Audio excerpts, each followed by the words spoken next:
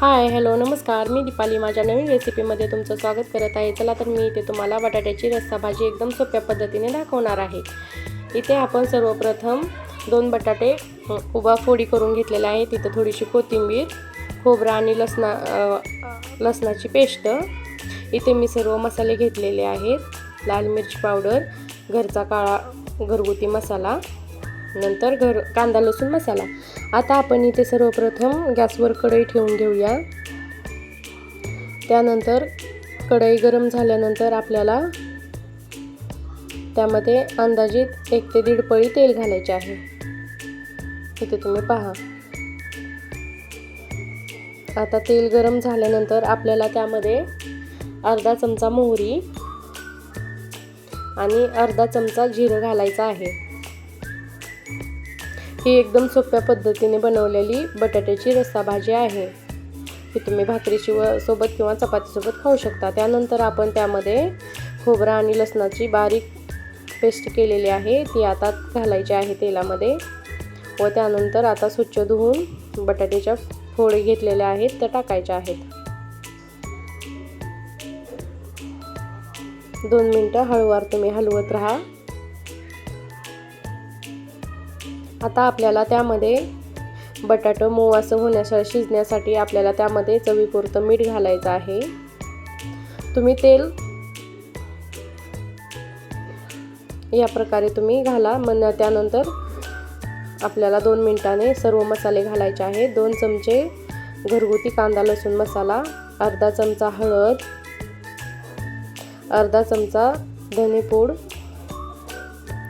व 1 चमचा आपला घरगुती काळा मसाला आहे।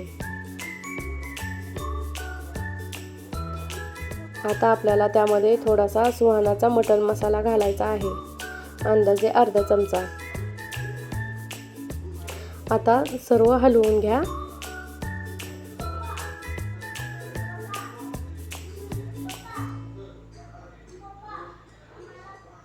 नंतर त्यावर थोडीशी बारीक चिरलेली कोथिंबीर घाला। कोथिंबीर घातल्यानंतर आणखी थोडेसे हलवून घ्या। गॅसची फ्लेम तुम्ही मीडियम ठेवा।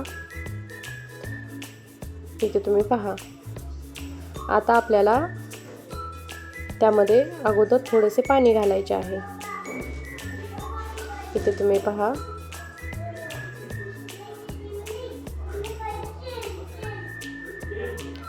आता त्यामध्ये अगोदर थोडेसे घाला म्हणजे भाजी चांगली होते। व त्यानंतर तुम्हाला जेवढी भाजीची क्वांटिटी पाहिजे आहे तेवढे तुम्ही पाणी घालू शकता। इथे मी अर्धा ग्लास पाणी घातलेले आहे। पाणी घातल्यानंतर भाजी इथे तुम्ही पहा किती छान प्रकारे तयार झालेली आहे। आता त्यामध्ये 2 चमचे शेंगदाण्याचं कूट घाला। तुम्हाला हवं असेल तर तुम्ही जास्त पण घालू शकता। कूट घातल्यानंतर भाजी हलवून घ्या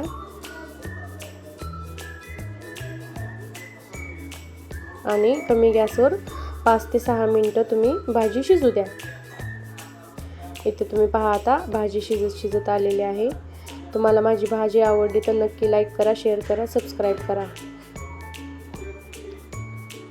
इथे तुम्ही पहा आणखी थोडं बटाटा कच्चा आहे। आणखी 2 मिनिटे तुम्ही कमी फ्लेमवर भाजी शिजू द्या। आता इथे तुम्ही पहा भाजी आपली शिजत आलेली आहे। एकदम छान अशा प्रकारची भाजी झालेली आहे। तुम्हाला माझी बटाट्याच्या भाजीची रेसिपी कशी वाटली नक्की सांगा। चला तर मग भेटूया आपण अशाच एका अनोख्या रेसिपीमध्ये। तोपर्यंत धन्यवाद, बाय बाय।